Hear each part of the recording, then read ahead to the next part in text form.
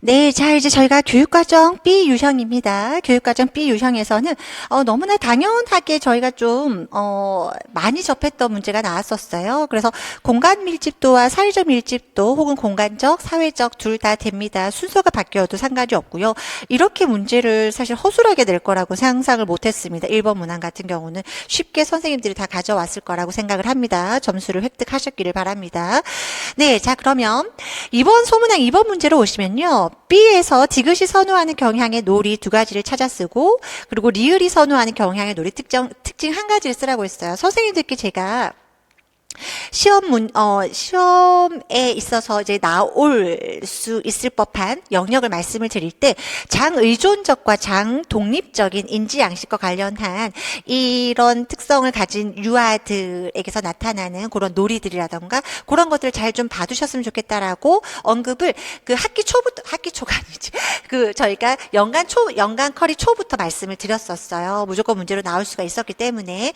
그래서 B에서요. 선생님들 B에서 지금 보겠습니다. 디귿이 선호하는 거 장독립적인 유아, 장독립적인 유아들의 경우에는요, 선생님들 아무래도 이 아이들은 그러니까 저희가 장의존적인 유아들은 사회적 놀이를 굉장히 선호하고 아이들이 많이 참여하는 형식이라고 하면 장독립적인 유아들의 경우에는 뭐 구성놀이라든가 이런 뭐 블럭놀이 같은 거, 조작놀이 같은 거 이렇게 혼자서 사부작사부작 하는 거 이런 것들 있죠. 집중해서 하는 것들 이런 놀이들을 좀 좋아합니다. 그래서 디귿이 선호하는 경향의 놀이를 찾아 쓰라고 했기 때문에 그냥 퍼즐 맞추기 블록놀이로 선생님들이 제시하시는 것보다는 뭘로 제시를 하자면 혼자라는 단어를 써주시는 것이 더 정확한 답안이 될 수 있겠습니다. 그래서 혼자 퍼즐 맞추기, 혼자 하는 블록놀이를 제시해 주셨어야 됐고요. 제가 좀 전에도 말씀드렸다시피 장의존적인 유아들의 경우에는요. 타인의 강한 호기심을 보이고 민감하게 반응함으로써 아무래도 이러한 타인에게 호기심을 많이 보이는 특성과 민감하게 반응하는 특성이 있다 보니까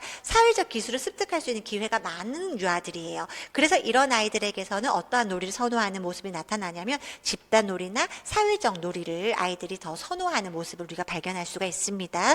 그것을 그대로 서술하셨으면 됐던 문제였고요. 요것이 선생님들이 말씀들이 조금 많더라고요. 우선은 C에 나타난 놀이 개입 유형에 대한 인식이 적절하지 않은 이유를 쓰세요 라고 했는데 C에서 지금 언급하고 있는 놀이 개입 유형이 뭐냐면 관찰자로서의 역할이에요. 선생님들 자 우리가 지금 뭐 실습생 1이 잘못했다 2가 잘못했다 실습 3이 잘못했다 라는 부분을 우선은 뭐 떠나서 관찰하는 것은 재밌어야 해요. 재밌어야 하잖아요. 왜 재미있어야 하지 않나요? 관찰을 재밌게 한다라는 건 교사가 유아들이 놀이하는 것에 흥미를 보인다라는 거예요. 유아들이 놀이를 하고 있는 장면이 굉장히 흥미로워 보이고 굉장히 즐거워 보이고 그래서 그것을 시간이 가는 줄도 모르게 교사가 이것을 보고 있게 되는 부분이 있죠. 그래서 유아들의 놀이를 늘 흥미롭게 바라보고 아이들에게 관심을 보여주고 하는 것은 굉장히 중요한 것이고요. 다만 실습생 3이 이야기하고 있는 이 장면이 관찰자로서의 역할을 잘못 이해하게 되면 그저 아무런 개입을 하지 않고 그냥 관찰만 하는 수동적인 입장에서 방관만 하는 입장으로 잘못 이해하는 경우가 있을 수 있다라고 봅니다. 그렇기 때문에 관찰자로서 사실 역할은요. 모든 역할들을 수행하기 위해서 가장 기초가 되어야 하는 역할이라고 보시면 돼요. 무슨 말인지 알겠어요? 이 관찰자의 역할이라는 건 굉장히 적극적인 관찰자로서의 입장을 말하고 있는 거예요. 그래서 교사가 적극적이라고 하니까 막 가서 막 계속 말 시키고 그런 게 아니라 교사는 유아들의 놀이를 흥미를 가지고 바라보면서 관심을 보이고 유아들의 놀이가 얼마나 가치로운지를 계속 언어적 반응 혹은 비언어적 반응을 통해서 아이들에게 전달해 주실 필요가 있는 거예요. 그래서 관찰자로서의 역할로서 가장 소극적인 형태로 개입하지만 적극적으로 관찰한다는 말이에요. 그렇게 적극적으로 관찰하는 모습을 통해서 그렇게 보이는 반응, 미소를 보이고 끄덕거리거나 질문을 던지는 등의 이런 반응을 통해서 아이들은 선생님에게 자신의 놀이가 굉장히 가치롭게 인정되고 있다라는 걸 느끼게 되면서 계속적으로 놀이를 통해서 성취감을 느끼면서 지속하게 된다는 겁니다. 무슨 말인지 알겠죠? 그래서 지금 이 실습생 3 에서 지금 보이고 있는 부분들이 이러한 부분이라는 관찰만 한다.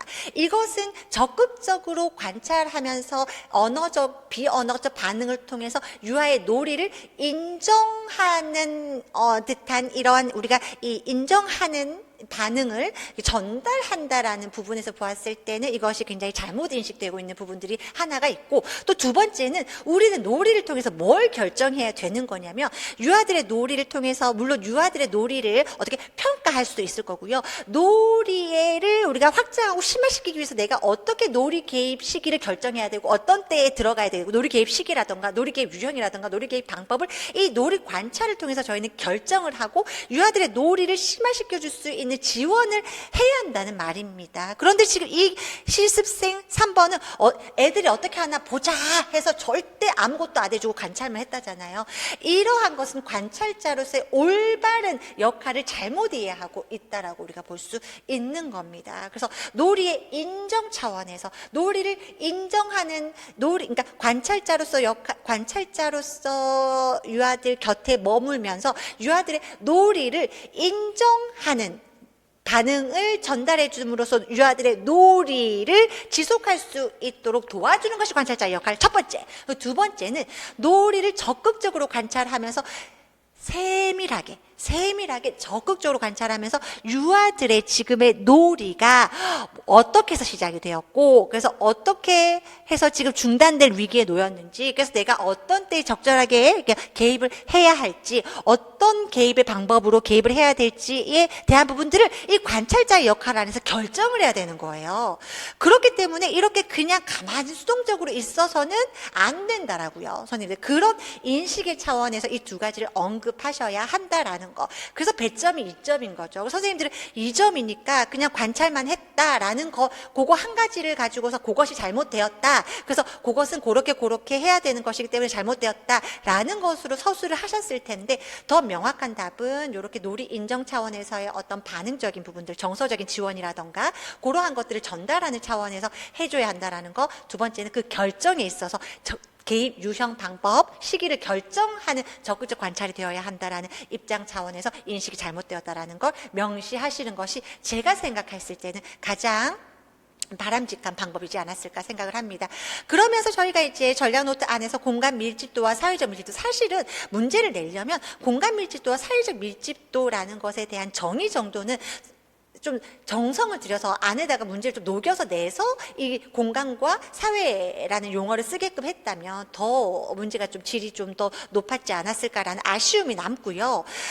네, 그 다음에 장 독립적과 장 의존적에 대한 설명은 저희가 전략 노트 안에서도 명시가 되어 있기 때문에 좀 봐주시면 좋겠고, 관찰자로서 교사가 해야 하는 역할들에 대해서는 존슨 크리스티 야키 와들이 설명했었던 그런 관찰자의 역할에 대해서도 우리가 명시가 되어 있었고, 놀이 지도를 위한 준비 안에서 우리가 기본적으로 이 놀이 자료와 사전 경험과 그리고 또 우리가 여러 가지 유아들에게 뭐가 있을까요? 네, 그리고 이 유닛 19쪽이 저희가 놀이지도를 위한 준비라고 해서 어떤 시간이나 공간, 놀이자료, 사전 경험에 대한 어떤 자원적인 부분들을 이야기를 하면서 이 과정 안에서 이 지원하는 과정 안에서 기본적으로 필요한 우리가 과정이 적극적인 관찰이라고 하면서 적극적인 관찰 안에서 어떠한 것들을 결정하는지에 대한 부분들도 또 명시가 되어 있어요. 이 정도로 관찰이라는 건 굉장히 수동적이면서 그냥 방관만 하는 입장이 아니라는 겁니다. 그래서 관찰자의 역할을 제대로 선생님들께서 좀 더 이해하고 있었어야 되었었던 부분이다라는 것 언급을 좀 드리겠고요. 네. 네, 그렇게 좀 저희가 보면 되겠습니다. 네, 그러면 다음 문제로 저희가 또 좀 이어가 보도록 할게요. 네, 자, 그 다음에 2번 문제는요. 호프만의 감정이입 발달된 게 저희 이거 사실 문제로도 좀 많이 풀어봤었고 이론으로도 저희가 공부할 때도 굉장히 열심히 공부했던 내용 파트입니다. 호프만의 감정이입 발달 단계 중에서 지금 3단계에 해당하는 내용을 지금 물었어요. 선생님들. 3단계에 해당하는 가의 기억을 쓰라고 했는데 3단계가 뭐냐면 타인의 감정이입을 하는 거예요. 타인의 감정에 감정이입을 하는 것에 우리 이론 내용 한번 가볼게요. 뭐가 초점이냐면 나와 타인의 감정이 서로 다르다는 것을 아이들이 이해를 해야 돼. 우선 나와 타인이 다른 감정을 가진다라는 것을 먼저 이해하고, 그 다음에 감정이입이 하고, 그 다음에 고통의 원인이 무엇인지를 찾는 거죠. 그래서 지금 여기에서 기억이 들어가기 전에 태현이 상태를 보면 태현이가 나 토끼 너무 좋대요. 나 토끼 좋아. 근데 예전에 난 가기가 싫어. 토끼가 무섭대요. 나는 토끼에 대해서 가지는 감정이 너무 좋아요. 그런데 예찬이는 토끼에 대한 두려움이 있는 거야. 그래서 이 아이가 할 수 있는 말이 뭐예요? 나와 너가 감정이 다르다는 것을 이해했다는 것을 언급해야 돼요. 나는 토끼 좋은데 너 토끼 무섭구나. 아니면 너 토끼 무서워서 싫구나. 이렇게 아이가 이 말을 언급을 하고, 그렇기 때문에 아이가 그러면 너 무서워서 가기 싫으니까 내가 오늘은 너 대신에 내가 토끼밥 줄까? 그 원인을 알고 자기가 해결해 보기 위해서 나름의 친구에게 지금 제시하고 있는 장면인 거예요. 그렇기 때문에 나와 타인의 감정이 다른 부분에 대해서 한번 명시해 주시고, 그래서 그것을 감정이입이 되고 있다라는 장면을 나와 너가 감정이 서로 다를 수 있음을 언급하면서 감정이입을 좀 드러내 주시면 좋았겠다라는 부분이고요. 그 다음에 2번 문제입니다. 아이고, 여기에서 선생님들이 유아 시민교육 내용에 근거했을 때 A에서 추론할 수 있는 교사의 행동이 적절하지 않은 거. 우선 시민교육 내용에 근거했을 때 A를 보시면 교사가 유아들이 서로 이제 토끼 밥을 주겠다고 싸우니까 갈등이 생기니까 교사가 어떻게 했대요? 그냥 일방적으로 유아들에게 토끼 밥 주는 순서를 정해버린 거예요. 이렇게 갈등이나 문제가 생겼을 때에 구성원들이 서로 무엇을 해야 되죠? 의견을 조정하고 서로 갈등을 조정하기 위해서 이 의사결정 과정을 경험해 볼 수 있도록 해야 하는 거죠. 그러면서 자신들의 어떤 의견들을 조정하고, 그래서 다른 사람들과의 의견을 조율해가면서 그런 능력들을 길러나갈 수 있는 것인데, 교사가 그냥 냅다 일방적으로 그냥 순서를 정해버리고 그 지시를 따르도록 했다라는 것은 이런 시민교육 내용 차원에서는 바람직하지 못하다라고 볼 수가 있는 것이고요. 그 다음에 니은과 디귿에서 우리가 공통적으로 유추할 수 있는 시민교육 내용을 쓰라고 했어요. 한 가지를 쓰라고 했어요. 한 가지를. 자, 선생님들, 여기에서 초점이 되는 내용이 뭐냐면, 우선 기본적으로 선생님이 토끼밥 주는 순서를, 이 전체 아이들에게 순서를 정해버린 건 아이들에게 모두 매일매일 돌아가면서 줄 수 있는 역할을 부여하고, 이 자신에게 주는 순서가 오면 그 의무가 뭐예요? 먹이를 주는 의무를 다 해야 되는 거예요. 그래서 이 전체적인 틀을 보면 의무와 역할로 연결되는 것처럼 보여요. 그런데 그것 때문에 의무와 역할이 생겼잖아 라는 얘기를, 아이들이 뭔가를 얘기를 우리가 싸우게 되면서 선생님이 역할을 공평하게 역할을 다 주고 우리한테는 의무가 생긴 거잖아 라고 이야기를 하니까 정원이가 사실을 한번 읊어주는 거예요. 야, 우리가 토끼를 키우고 싶어서, 우리가 하고 싶어서 토끼를 데리고 온 거잖아. 그러니까 선생님이 우리한테 너희가 토끼를 키우고 싶어서 데리고 왔으니 이것에 대한 책임도 너희가 해야 한다라고 알려준 거잖아 라고 언급한 거예요, 선생님들. 이것은 어떠한 맥락과 같은 거냐면, 교실 안에 선생님들에게 자유놀이의 기회는 모두에게 다 주어집니다. 선택할 수 있는 권리는 유아들에게 있어요. 유아가 어떤 놀이를 선택했으면 그 선택한 놀이에 대해서 끝까지 마무리하는 것이 책임이에요. 그것처럼 유아들은 토끼를 키우지 않았어도 됐어요. 그런데 자율적으로 스스로들이 선택해서 자신들에게 자신들의 권리를 이용해서 이 토끼를 키울 것을 결정을 한 거예요. 결정을 했기 때문에 우리가 애완동물을 내가 키우겠다라고 분양을 받거나 입양을 했으면 이것을 끝까지 내가 보살피는 것이 뭐예요? 이것이 책임이잖아요. 그렇죠? 이것의 책임을 다 해야 한다라는 것이 이 지금 정현이의 니은의 말에서 언급이 되고 있는 거예요. 여기에서 의무와 역할과 조금 다르게 가려고 우리가 키우고 싶어서 데리고 왔기 때문에 이건 우리가 해야 하는 거야를 우리가 뭔가를 하고 싶어서 우리가 결정을 했기 때문에 우리가 해야 하는 거야가 되기 때문에 권리와 책임이 이 니은에는 다 녹여지는 겁니다, 선생님들. 무슨 말인지 알겠죠? 보통 일반적으로 당번이 정해져 있고요. 돌보미가 정해져 있어서 그냥 우리 학급 안에 사육 코너가 있어서 그 코너 안에 어떤 식물이든 동물이든 이것을 길러내야 하는 당번으로서 모든 1번부터 30번의 아이들이 한 달에 한 번씩 돌아가면서 먹이를 주는 당번이 정해지는 것은 역할이에요. 구성원들이 모두 다 역할을 부여받는 거. 그리고 만약에 교실 대청소를 했을 때 다 어떤 영역들을 분배해서 공평하게 어떤 자신들이 해야 하는 청소 역할들을 다 분배받는 거. 그리고 나서 분배받은 그 역할에 대해서, 분담한 역할에 대해서 그것을 완수하는 것이 의무인 거예요. 그러니까 똑같은 어떤 식물을 돌보고 동물을 돌보는 것 같지만 어떠한 의미로 그 일을 하는 것을 수행하는 것을 바라보느냐에 따라서 이것을 좀 더 권리와 책임 차원에서 볼 수도 있고 이것을 의무와 역할 차원에서도 볼 수가 있는 거예요. 그러면 여기에서 그러니까 디귿에서 그러니까 당연히 우리가 토끼를 잘 돌봐야 주어야 하는 거야. 그러니까 당연히 내가 입양해 온 고양이든 분양받은 강아지든 내가 끝까지 보살펴야 하는 거야. 내가 이 아이를 책임져야 하는 거야. 라는 것과 맥락이 같아요, 안 같아요? 같은 거예요. 그렇기 때문에 디귿은 책임이에요. 그러면 니은에서는 권리와 책임, 디귿에서는 책임이에요. 그러면 이 두 가지가 공통적으로 포함이 되는 건 뭐죠? 책임이죠. 그렇기 때문에 한 가지만 쓰라고 했기 때문에 여기에서의 더 정확한 답은 책임입니다. 그런데 권리와 책임이라고 해서 교육 내용을 하나로 통으로 보는 강론서들이 있기 때문에 책임뿐만이 아니라 권리와 책임까지도 답안으로 연결은 가능할 수 있겠다라는 거죠. 그 다음에 3번 문항을 가시면요. 3번 문항에서는 리을에서 그래도 화를 참아야지. 무조건 화를 참으라고 하는 것은 바람직하지 못한 거예요.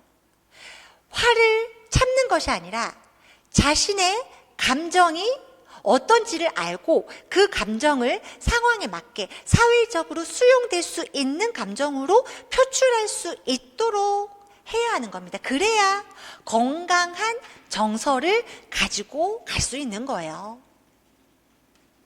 그 다음에 지금 선생님이 정원이 가방을 챙겨주는 동안 성욱이가 정원이 펭귄 풍선을 챙겨줘요. 성욱이는 성욱이 물건을 챙겨야지 성욱이가 왜 다른 친구의 물건을 챙기나요? 선생님은 정원이라는 친구가 자신의 소지품을 챙길 수 있도록 선생님이 이 아이가 할 수 있는 일임을 한 번 더 언지를 주면서 아이가 스스로 정리하거나 스스로 자신의 소지품을 챙길 수 있도록 교사가 유도하셔야 되는 거지. 교사가 어떻게 하고 있어요? 다 해줘버리게 돼요. 교사가 다 대신해주고 다른 친구들이 다 대신해주게 되면 이 아이는 자신이 스스로 할 수 있는 일마저 할 수 있는 그런 능력을 못 기르는 거예요.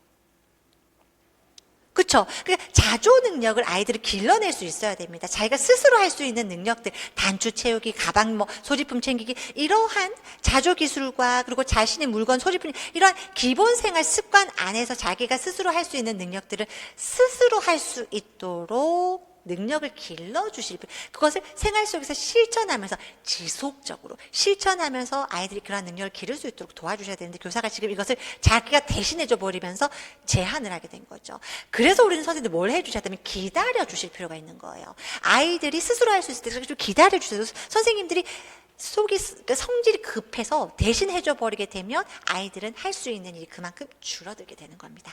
네, 그것을 좀 참고하셔야겠죠? 네, 다음 문제로 가보도록 하겠습니다.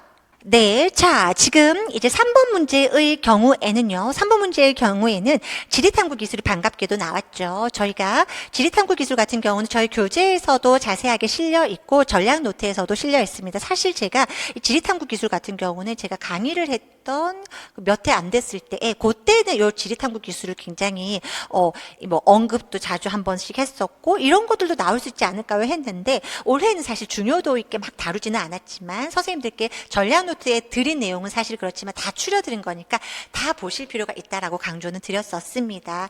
그래서 지리탐구 기술이라는 것의 흐름을 좀 보면 아이들이 어떤 지리에서 우리가 다룰 수 있는 어떤 그런 개념들에 대해서 아이들이 뭔가 궁금증, 호기심, 질문거리들을 가지고 직접적으로 경험을 하고 그러면서 지리 정보를 수집을 하는 거예요.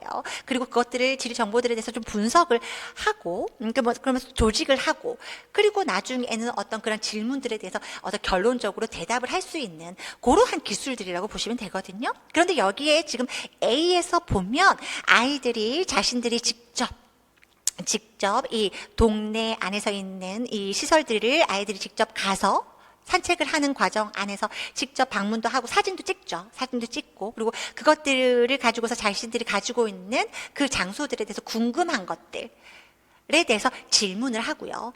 그래서 지리적 질문하기와 지리적 정보 수집하기를 우리가 유추할 수 있었고 그래서 저희가 그 다음에 여러 가지 부분들에 대해서까지는 아직 가지 못했을 거다라고 생각을 했던 부분들은 아래쪽에서 아직 지도 만들기 하면 재밌을 것 같아요 라고 해서 지도를 아이들을 아직 뭐 만든다거나 지도를 만들거나 도표를 만들거나 아직 요런 양식들까지는 보이고 있지는 않아요. 그렇죠? 지리적 질문에 대한 대답을 하고 있는 장면처럼 뭔가 결론을 내리고 있는 연출되어 있는 장면까지 좀 우리가 그것까지 보기에는 살짝 좀 억가가 있는 부분들이 좀 있어 보이고 그래서 이런 지리적 아이고 젊은 애들이 아가들이 쓰는 말을 좀 했죠. 그래서 지리적 질문하기 그래서 지리적 정보 수집하기 정도로 저희가 답안을 좀 드릴 수 있지 않을까. 근데 사진 찍은 것들을 보면서 아이들이 그 장소의 뭐 이런 특성 같은 것들에 대해서 좀 얘기를 하고 있는 장면은 지리적 정보 분석하기에서도 좀 들어갈 수 있지 않나요?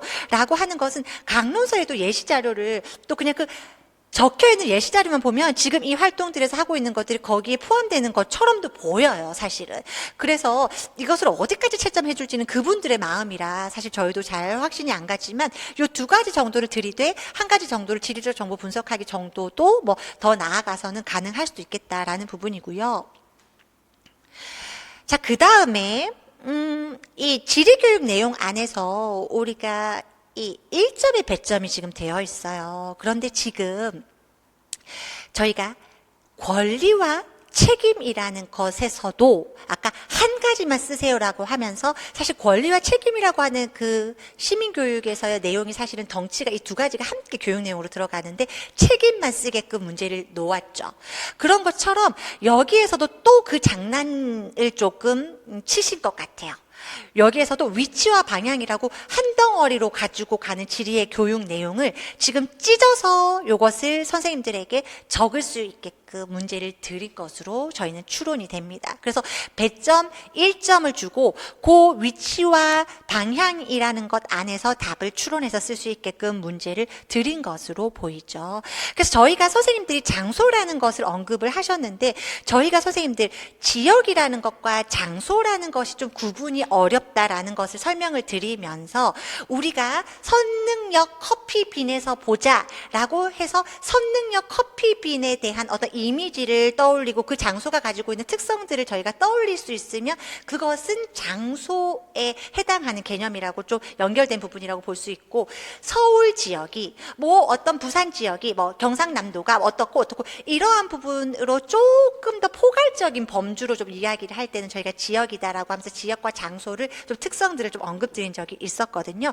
그런데 여기에서 지금 보여지는 특징으로는 저희가 이 옆으로, 위로, 요런 지금 1층에서 어디로 가면 뭐가 있어 라는 것을 통해서 어떤 위치, 지점에 대한 부분들을 뭐 옆으로 가면 뭐가 있어 라고 하는 어떤 위치에 대한 부분과 그리고 옆으로, 위로라고 하는 어떤 방향적인 차원에서 지금 좀 언급을 하고 있는 것이 아닐까라는 것으로 좀 유추는 해봅니다. 그런데 여기 선생님들이 이제 장소가 또, 그러니까 이 기역을 위치와 방향으로 묶고 이 지금 이 니은을 거기에서의 어떤 장소의 특성적인 부분으로 이것을 묘사한 것으로 볼 수 있지는 않습니까? 라고 해서 장소로 답을 쓸 수 있지 않을까요? 라고 말씀하시는데 그것은 저희가 채점자들께서 어떻게 채점을 하는지 좀 기다려 봐야 될 것 같아요. 요것은 조금 모호한 부분들이 사실은 좀 섞여서 출제가 된 거라 그래서 좀 속상하긴 하죠. 네. 그런 문제가 근데 좀 꽤 있습니다. 꽤 있어요. 나중에도 뒤에 가서도 저희 설명을 드리겠지만 지금 혀가 너무 아파서 발음이 잘 되질 않습니다. 자, 나의 시에서 지도 만들기를 위한 교사의 인식 또는 지도 방법이 적절하지 않은 두 가지를 찾아서 기호를 쓰고 그 이유를 쓰라고 했어요. 지금 선생님들 여기서 지금 기호가 지금 두 가지가 들어가야 돼요. 지금 첫 번째는 뭐가 들어가야 돼? 리을이 들어가야 돼. 리을이 그쵸? 지도의 기능을 더 잘 보여주려고 기호가 많은 지도를 사용한다. 이 기호를 이해하려면 이 사고의 수준이 이런 상징적 기호를 아이들이 이해할 수 있는 사고 수준이 좀 돼야 되는데 이런 기호에 대해 상징적 기호에 대해서 이해를 하기 어려운 사고 수준의 유아들에게 이런 상징적 기호를 많이 사용하게 되면 이해하기가 어려워요. 이 지도의 이 기호들을 이해하기가 어렵기 때문에 이것은 저희가 그래서 이 추상적 사고의 수준으로 좀 연결하셔서 표상 양식의 수준으로 좀 연결을 하셔서 우리가 좀 답안을 좀 끌고 올 수가 있는데 이 또 그리고 동네를 걸어 다니기보다는 동네 사진으로 유아에게 보여주면 좋겠다라고 하는 부분이 잘못된 이유는 유아들은 개념을 습득하거나 지식을 구성할 때 구체적으로 경험을 함으로써 구체적인 경험을 통해서 지각적으로 뭔가를 보고 실제로 뭔가를 만져보고 직접 경험과 구체적 경험이 있어야 아이들을 훨씬 더 이 지식을 유의미하게 받아들이고 구성할 수 있다라고 보는 거죠. 그렇기 때문에 영상이라던가 이런 사진과 같은 자료를 통해서 간접 경험하기보다는 직접적으로 유아들이 동네를 걸어 다니면서 여기 옆에 뭐가 있고 여기 옆에 뭐가 있는지에 대해서 스스로 직접 보고 경험함으로써 구체적으로 직접 보고 경험함으로써 아이들이 지리에 대한 개념과 지식을 습득하도록 돕는 것이 훨씬 더 바람직하기 때문에 이 시옷이 잘못되었다라고 보시면 되겠습니다. 기호가 빠졌죠, 지금? 기호가 리을 넣으시고 그 다음에 시옷을 넣으시면 되겠습니다. 네. 그럼 또 다음 문제로 넘어가도록 할게요. 네, 자, 저희가 이제 4번 문제인데요. 4번 문제 같은 경우에 기역과 그리고 니은에서는 느리게 빠르게 느릿느릿하게 라는 이 말을 통해서 우리가 쉽게 빠르기라는 말을 빠르기라는 이 음악적인 요소를 쉽게 찾아올 수가 있었을 겁니다. 그래서 저희가 어떤 교재 같은 경우는 빠르기를 리듬 안에 넣어두기도 했지만 이렇게 보면 안 될 것 같아서요. 선생님들 전략 노트 안에서 빠르기를 일부러 따로 빼서 선생님들에게 설명을 드립니다라고 하면서 빠르기를 음악적 요소로 따로 뺐었어요. 그렇기 때문에 여기 안에서 음악적 요소는 1번은 빠르기가 맞고요. 그 다음에 A에서 찾을 수 있는 음악 요소 두 가지를 쓰라고 했어요. 지금 이 그림 악보에서 이 그림 악보는 무엇을 지금 두드러지게 보여주기 위한 거냐면 멜로디를 보여주기 위한 그림 악보예요. 그렇게 보았을 때 멜로디 안에서 우리가 발견할 수 있는 음악적 요소는 높이랑 그 다음에 장단이죠. 그래서 그렇게 요거를 멜로디 측면에서 본다라고 하면 우리가 요것을 높이, 그 음의 고저라고도 볼 수 있죠. 높이, 장단이지만 이것을 음악 요소라고 하는 우리가 큰 굵직 우리가 역동성 그리고 리듬, 멜로디 요런 우리가 굵직의 형식 요런 굵직 음색 이렇게 굵직한 단위로 이것을 해석해라 라고 보았을 때에는 뭘로 봐야 되는 거냐면 높이에 우리가 뭐가 있어요? 지금 음의 높이에 지금 흐름을 보여주고 있는 음의 높이가 들어가는 멜로디라고 하는 대표되는 음악적 요소를 써야 되는 것이고 선율 혹은 멜로디 그 다음에 지금 이 막대를 통해서 음의 길이에 짧고 길고가 표시가 되어 있죠. 그 장단이 들어가는 굵직한 상위 요소가 리듬이란 말이에요. 그렇기 때문에 이것을 음악적 요소, 큰 요소로 물어보았다라고 간주할 때 이것의 답은 멜로디, 즉 선율, 그리고 리듬이 더 정확한 답입니다. 그런데 이 그림 악보라는 목적이 사실은 멜로디 안에서의 음악 요소를 들여다보는 것이기 때문에 그것만을 들여다본다라고 하면 음높이와 장단도 혹은 음높이와 장단도 맞다라고 우리가 볼 수가 있는 거죠. 무슨 말인지 알겠죠, 선생님들? 그래서 저희가 모의고사로 출제가 되었을 때는 이 그림 악보를 들으면서 멜로디 측면과 리듬 측면에서 우리가 발견할 수 있는 음악적 요소를 쓰라고 했었어요. 그렇기 때문에 음높이와 장단이 답이었었거든요. 그런데 여기에서는 그런 기준이 없고 그저 큰 음악 요소를 물었기 때문에 사실 어떻게 보면 멜로디와 리듬이 더 정확한 거예요. 제가 선생님들에게 문제로 주었던 그 기준이 더 정확한 답이 되는 것이 맞는 거죠. 그래서 어떤 걸로 채점을 해주실지는 모르겠지만 멜로디, 리듬 혹은 음높이, 장단 요거까지는 제가 볼 때는 채점이 또 가능할 수는 있을 것이다 라고 봅니다.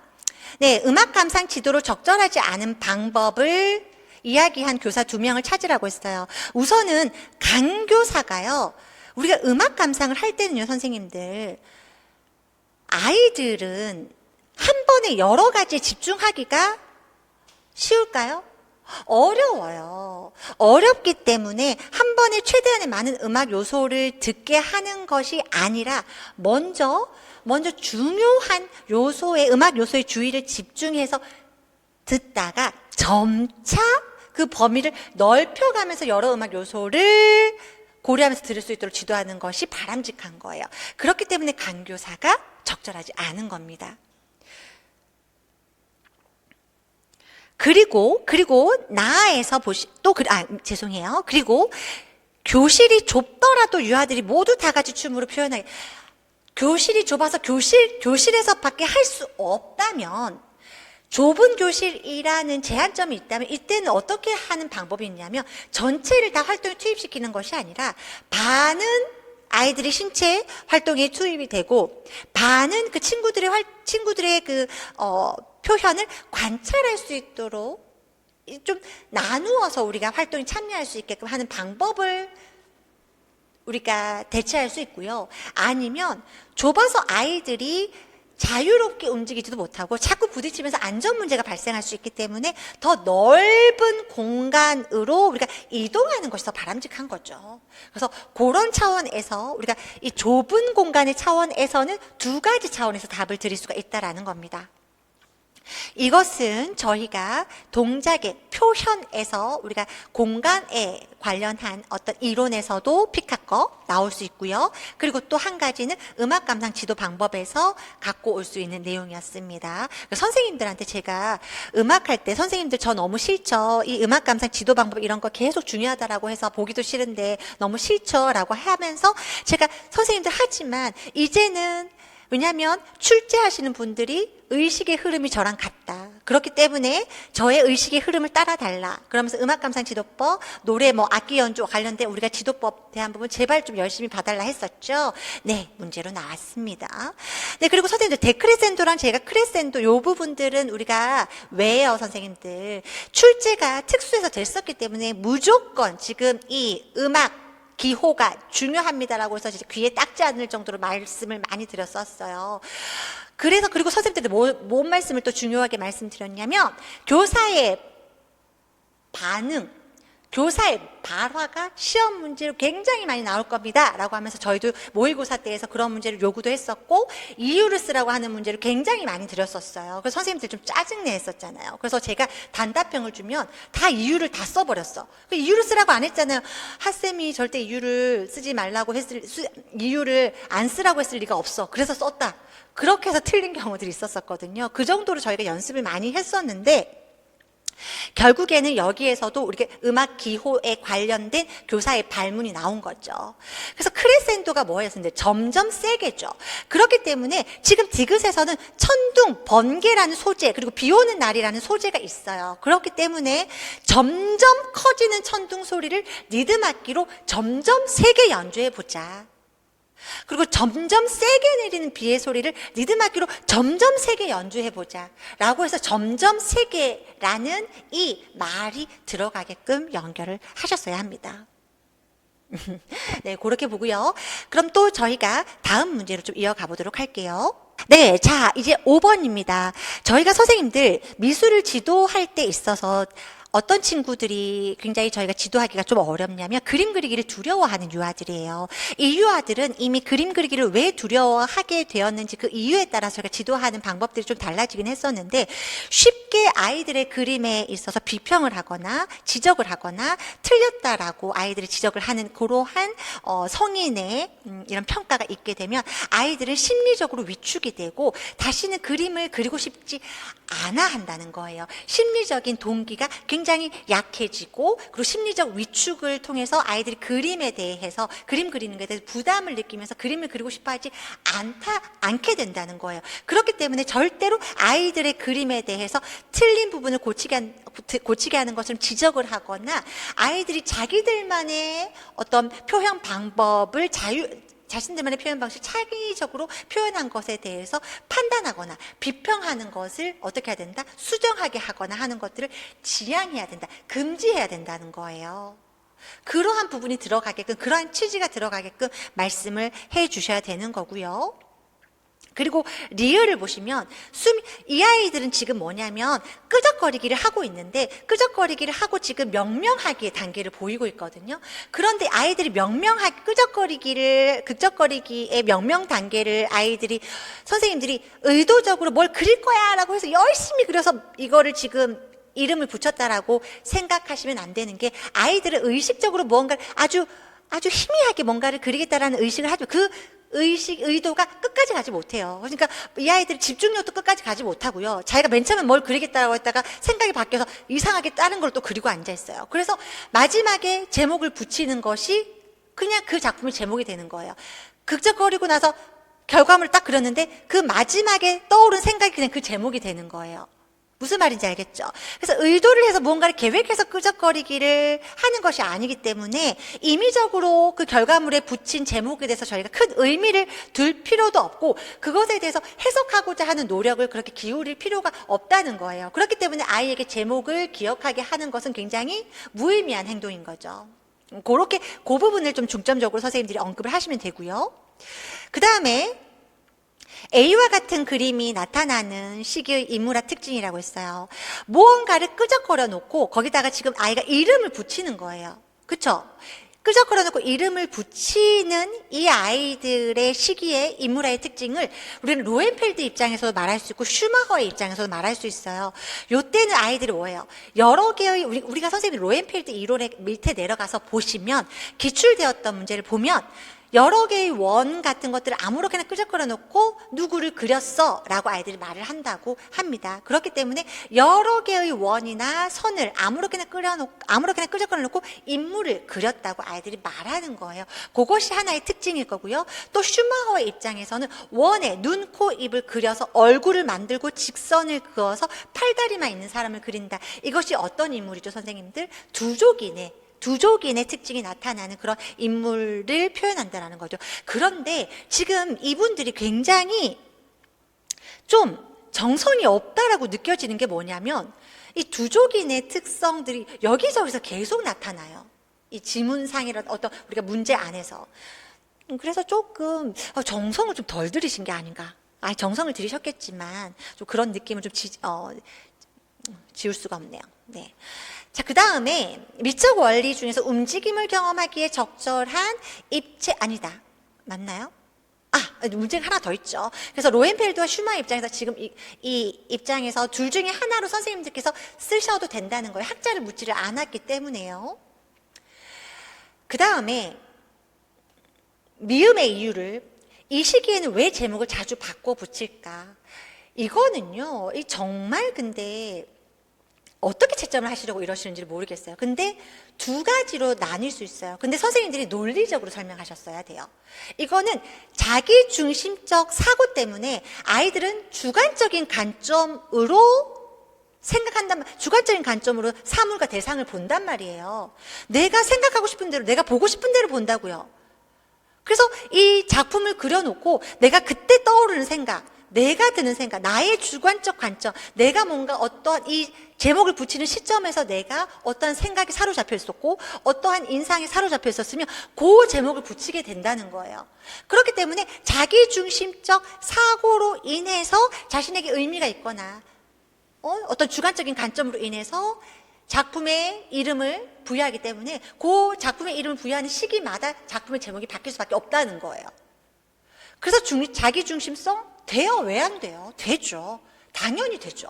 그 다음에 상징적 사고 때문에 이게 작품의 제목이 계속 바뀌는 건 봐요, 선생님들. 아이들은 연필 하나를 두고도 어떤 날은 총이 되고 어떤 날은 청소기가 되고 어떤 날은 아이스크림이 되기도 하죠. 그러한 것처럼 작품 또한 마치 무엇인 것처럼 해석이 되는 거예요. 계속 이 아이들은 이 작품이 그러니까 상징적 사고 때문에, 상징적으로 어떤 표상할 수 있는 능력 때문에 계속 이 사물을 변형하고 또 새로운 이미지를 계속 만들어내게 되는데 이 그림에 대한 이미지도 계속 새롭게 만들어낸다는 거예요. 그래서 새로운 제목들이 계속 생겨나는 거예요. 그렇게 상징적 사고 차원, 자기중심적 사고까지 답안 처리가 가능할 수 있겠습니다. 이 두 가지 차원에서. 그리고 삐아제의 선생님들, 선생님들 계속 말했잖아요. 삐아제의 인지발달론적 관점에서 유아기의 미술 표현은 다 해석해야 된다고. 그 인지발달론적 관점에서 해석을 하라고 하는 건 전조작기 유아들의 사고의 특징으로 다 해석을 해야 된다라고 얘기를 했잖아요. 그래서 의인화된 표현은 뭐 때문에? 물알론적 사고 때문에 그림을 그리게 된다라고 우리가 연결을 해야 된다라고 했고, 그리고 이 사물과 사물간의 어떤 관계적인 사고를 할 수가 없기 때문에 원근에 대한 것들, 이러한 공간적인 배치에 대한 부분들에 대한 것들까지도 애들이 관계를 짓지 못하기 때문에 계속 그냥 나열만 냅다 하게 되는 그림을 그리게 되는 거고, 이 아이들의 이 전조작기 유아들에게서 나타나는 이 사고의 발달 수준들 때문에 우리가 나타나는 어떤 특징들, 어떤 중심화 사고의 경향 때문에 발생하는 것들, 그러한 것들을 저희가 충분히 해석할 수 있어야 된다라고 해서 저희가 계속 얘기를 했기 때문에 저와 수업을 함께 들었던 분들이라면 이것을 저는 이렇게 연결을 해서 썼을 거라고 믿습니다. 네, 저희가 이거 한 문제를 지금 좀 건너뛰고 갔더라고요. 그쵸? 미적 원리 중에서 움직임을 경험하기에 적절한 입체 미술 표현 기법을 쓰세요 라고 했는데, 저희가 이 미술 표현 기법 안에서 모빌만 따로 제시를 하지 않았었지만, 저희가 미술 표현 기법 안에서 선생님들에게 제시해 놓은 그 기법들 중에서 설명할 수 있는 이 스테빌이라고 해서 모빌과는 대조적으로 움직이지 않는 조각이다 라고 해서, 모빌은 우리가 움직임을 표현하는 기법이다라는 것으로 이 스테빌과 조금 우리가 이 차별화해서 설명을 좀 넣어드렸었어요. 그래서 우선은 모빌 자체가 선생님들 뭐예요? 아이들이 앉아서 볼 때 모빌은 계속 뭔가가 움직이잖아요. 그렇기 때문에 여기에서 저희가 기법적으로 사용한 것은 모빌로 선생님들께서 답을 작성하셨으면 됐었던 문제였습니다. 자, 6번 문제로 올게요. 와, 이게 제가 마티스 이 이카루스를 문제로 만들었다가 문제를 여러 개 만든 것들 중에서 요거를 좀 뺐었는데 요거를 넣어드렸으면 조금 좋았었겠다라는 아쉬움 요것도 좀 들었었어요. 네, 우선 6번 문제에서 기억에 나타나 있는 미술적 요소와 그리고 니은을 나타내는 미술적 요소 두 가지를 쓰고 니은을 미술적 요소를 포함해서 적절하게 고쳐서 씌우라고 했어요. 우선 볼게요. 말랑말랑하고 부드러워요. 말랑말랑하고 부드럽다라는 건 뭐죠? 이건 질감이죠. 질감. 이거는 뭐 거스를 수 없는 답이고, 둥글다. 이거는 형이죠. 형. 모양. 이것에 대해서 양감이라고 선생님들이 설명하고 있는 분들이 있는데, 양감이라는 것은 선생님들이 제가 어떤 것, 부피감, 덩치감 이런 것들이라고 했죠. 그래서 우리가 그때 이 가슴이 풍만하게 표현된 어떤 조각상에 대해서 저희가 보면서 이것은 양감, 미술의 원리로 물으면 비례라고 했었잖아요. 뭔가 이 균형이 뭔가 이 맞지 않을 만큼 하나가 뭔가 덩어리감이 굉장히 풍만하게 표현되는 거, 그러한 것들, 그러니까 이 치약 같은 걸 뭔가 짠 것처럼 했는데 그게 굉장히 터져서 터지기 일부 직전처럼 뭔가 꾹 뭔가 눌러져서 뭔가 포화 상태로 뭔가 표현되는 걸 덩어리감, 부피감 이러한 것들로 우리가 표현될 때 양감인 것이고, 여기에서는 둥글다라는 표현을 통해서 모양을 적는 것이 적절한 답이 될 수 있겠습니다. 네, 그러면 미술적 요소가 포함되게끔 우리가 아주 좋구나, 잘 만들었어를 고쳐야 돼요. 그 앞에를 어떻게 얘가 지금 만들었냐면 찰흙으로 사람 얼굴에다가 다리를 붙여서 만들고 있는 거예요. 올챙이식 표현, 두족인식 표현을 지금 하고 있는 거예요. 그렇죠? 그것을 선생님이 어떻게 표현해 주시면 좋을까? 원 모양 아래에 길게 굴려서 만든 막대 모양을 붙이니까 정말 사람처럼 보이는구나. 어떤 우리가 이 모양에 대한 부분, 요것들을 포함시킬 수도 있고요. 그리고 얼굴 아래에 다리를 붙였더니 정말 사람 모양처럼 보이는구나. 얼굴 아래에 대해서 저희가 공간에 대한 부분들을, 어떤 부분들을 우리가 또 연결을 한다거나, 그러한 것들을 통해서 저희가 요 부분들은 그러니까 이건 너무 자유롭게 열려있는 사실 문제이기 때문에 선생님들께서 논리적으로 잘 작성하셨으면 되는 거고요. 디귿과 같은 상황에서 나타나는 유아의 입체 표현 특징을 써보라고 했습니다. 그런데 사람을 처음 만들어 본다라고 했어요. 그런데 얘네가 어떤 식인지를 어떻게 우리가 알 수 있느냐면 이 유교사의 대답 때문이에요. 우리 반 유아들은 강교사님 반의 유아들보다 더 어리다라는 표현이 있죠. 우리 반 유아들은 더 어려서 그런지 목적 없이 찰흙을 두드리고 마구치는 이런 찰흙의 재료를 아이들이 열심히 뭐 하고 있는 거예요. 지금 탐색을 하고 있는 아이들인 거죠. 그러면 그 다음 수준의 아이들로 보았을 때에 우리는 인물화로서 어떤 표현이 나타나죠? 두족인식의 표현이 나타나게 되죠. 그런데 두족인식의 표현이 나타나는데 아직 입상으로 작품을 만들 수 있어요? 입체 못 만든다고 했죠. 우리가 유아기 때에 지금 이 첫 인물화가 나올 때는 아이들 다 어떻게 한다고요? 다 납작하게 누워있는 사람처럼 아이들이 다 표현을 한다고 했어요. 그렇죠? 그래서 그러한 부분들이 포함되게끔 답안으로 좀 연결을 하신다면 좋겠고요. 그리고 우리가 선생님들 점토의 특성에 대해서는 우리가 문제풀이에서 똑같은 문제를 드렸었어요.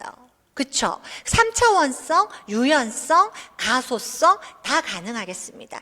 유연성은 잘 늘어나고 뭔가 아이들이 잘 늘어나고 잘 어떻게 돼요? 점성이 아이들 물과 흙으로 만들어져 있다 보니까 점성이 있다 보니까 잘 늘어나는 거죠. 그러면서 다양한 형태로 빚을 수 있는 어떤 유연성적인 특징을 가지고 있고 어떤 형태를 빚어놓은 상태에서도 우리가 이것은 어때요? 새로운 형태로 우리가 다시 뭉쳐서 다시 조작할 수 있는 그런 가소성이라는 것이 있어요. 그래서 가소성 차원, 유연성 차원, 3차원성 차원에서 선생님들이 답안을 연결하시면 되었었던 문제다라고 우리가 연결을 해드리고요. 그럼 다음 문제를 좀 가보도록 하겠습니다. 자, 지금 7번 문제의 경우에는요, 액체, 고체, 기체 상태와 같은 무슨 상태예요, 선생님들? 물질의 상태의 변화죠. 물질의 상태가 서로 액체인 상태, 고체인 상태, 기체와 같은 상태로 우리가 다룰 수 있는 부분인 거죠. 그래서 이 액체, 고체, 기체 상태, 물질의 상태 변화, 그리고 물체의 형태 변화, 이런 다양한 활동을 통해 경험해보게 하는 게 좋을 것 같아요. 이런 A에 해당하는 과학 활동의 예시는 우리가 어디에 있었습니까? 선생님들 시험 문제 그대로 나왔었던 거 몇 년도에 제가 옛날 문제가 무조건 나온다라고 여기 물질의 뭐라고 되어 있어요? 변화 과정을 탐구할 수 있는 활동, 요거 그대로 똑같이 쓰셨어도 되는 문제였죠. 그쵸?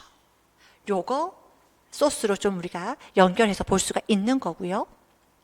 다양한 활동들 다 되죠, 선생님들. 우리 문제풀이 때 드렸던 거, 얼음이 물이 되는 거, 물이 얼음이 되는 과정, 그러한 것들을 우리가 관찰하는 활동도 가능하고요. 그리고 경단 만들기, 우리가 경단 만들기 찹쌀가루 하고 그런 재료들 가지고 열을 가해서 물을 섞고 열을 가하게 돼서 쪄가지고서 상태 변화하는 것들 봤었잖아요. 그러한 것들도 될 수 있고요. 여러 가지들이 다 될 수 있습니다. 그래서 근데 기출에 너무나 명확하게 문제를 나왔었던 거니까 그거 그대로 선생님들 공부 열심히 기출 봤었으면 제가 선생님들께 일부러 전략 노트에 다 집어넣어 드렸잖아요. 그렇죠?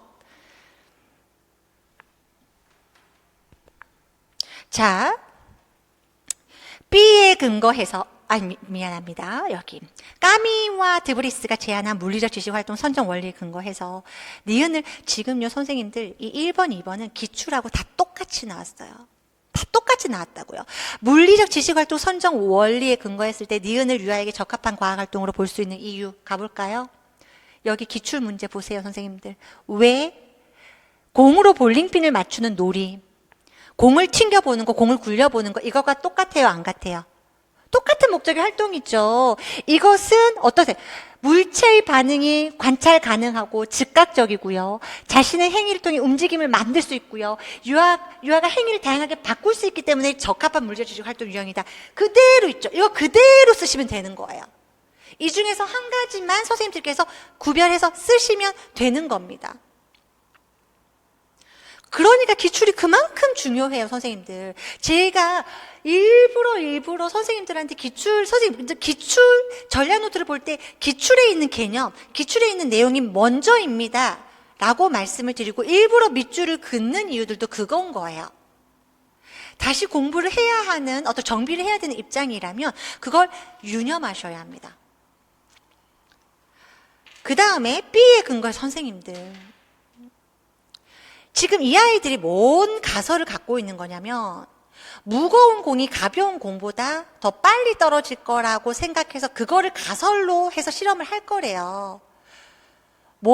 그래서 제가 선생님들한테 과학활동할 때 실험활동 관련해서 제일 열심히 얘기했던 게 뭐냐면 조작변인이 정의가 뭐예요? 변인 통제가 정의가 뭐예요? 통제 변인이 정의가 뭐예요? 조작 변인은 뭐예요? 변화시키는 거죠. 통제 변이는 뭐예요? 일정하게 동일하게 유지시키는 거죠. 그러면 변인 통제는 뭐라고 했어요? 조작 변인과 통제 변인을 다 말하는 거라고 했잖아요, 선생님들. 그렇기 때문에 변인 통제를 물을 때는 반드시 조작 변인과 통제 변인을 다 말씀을 하셔야 하는 겁니다. 그렇기 때문에 조작 변인으로는 뭘 얘기해야 됩니까?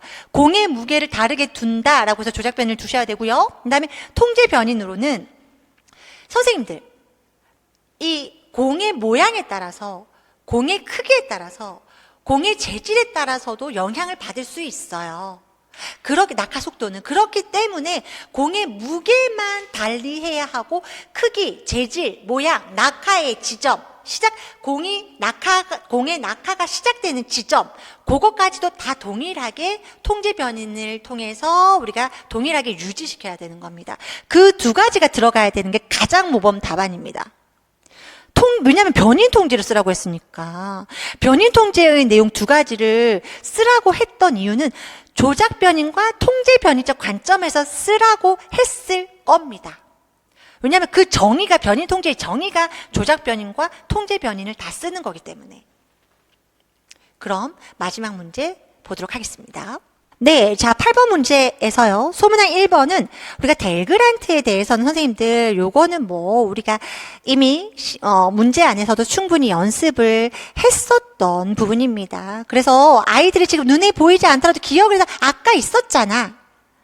아까 그림책 속에 아까 거기 그림 속에 지금 그림책이 눈앞에 있어요? 없어. 그럼에도 불구하고 아이가 지금 기억을 하고 있는 거죠. 그래서 시각적 기억을 쓰셨으면 되고 시각적 기억에 대한 개념을 우리가 어떻게 해야 된다?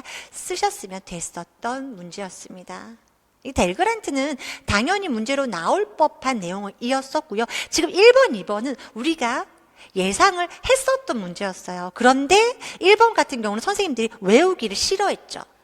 개념 외우기를 싫어했다고. 저희가 이거를 강의를 할 때마다 선생님들이 이것을 강의할 때는 눈에 초점을 잃어요. 나오지 않을 거라고 이미 간주하고.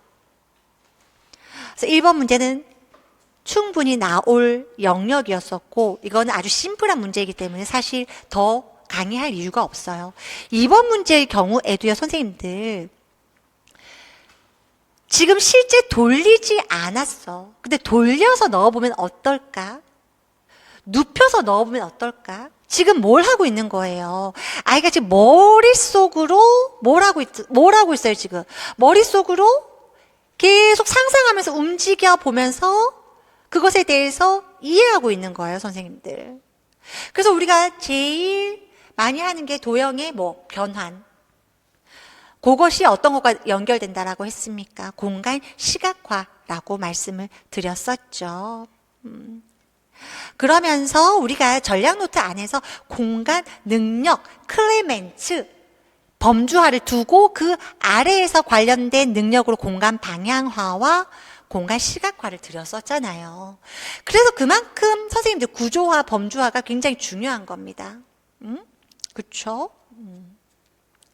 그래서 머릿속으로 돌리고 있고 눕히고 있고 실제 자신이 지금 사실 실제 자기가 지금 조작을 하고 있는 것이 아니라 머릿속으로 지금 조작을 해보고 있는 거니까.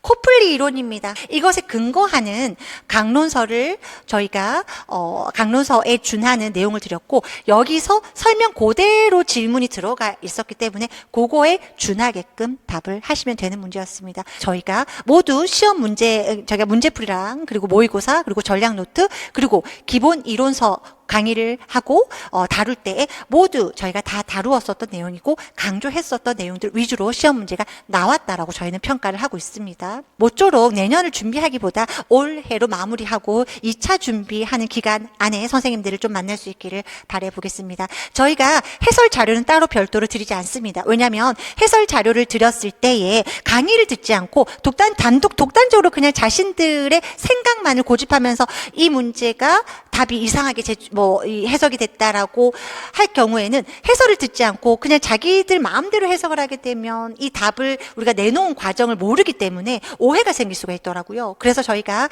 해설 강의를 올려드리되 해설 자료는 올려드리지 않는 것으로 원칙을 정했으니까요. 그렇게 이해해 주시기 바랍니다. 네, 제가 지금 혀가 너무 아파서 발음이 사실 정말 어눌했고 오늘 좀 컨디션이 사실 좋지는 않았어요. 그렇지만 저의 지금 나름의 제가 분석한 이 강의가 선생님들에게 2차를 준비하시는 과정에 조금이라도 도움이 되셨기를 바라고 내년을 준비하는 과정에 좀 더 명쾌한 도움이 되었기를 바랍니다. 모두 올 한 해 고생 많으셨고요. 저희는 또 새롭게 공부하시는 분들과 내년 1월에 새로운 또 연간 커리로 만나 뵙도록 하겠습니다. 선생님들 올 한 해도 고생 많으셨습니다. 감사합니다.